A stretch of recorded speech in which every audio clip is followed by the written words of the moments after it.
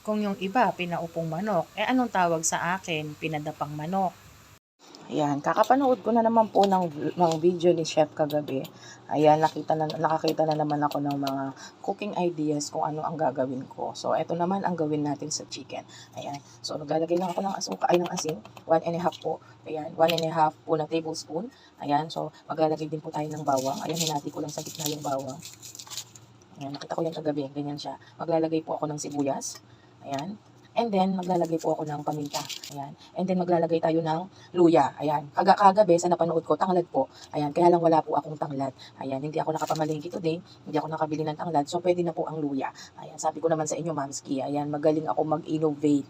Di ba ang lasa ng tanglad parang luya din naman. Ayan. So, luya ang gagamitin natin ngayon.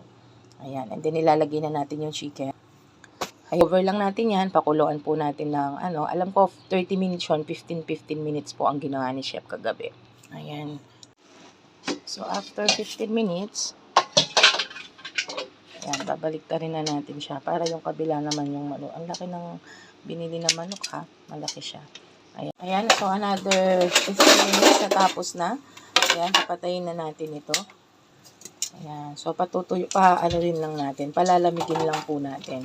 Nakita ko kahapon 30 minutes pinatuyo po yan sa electric fan.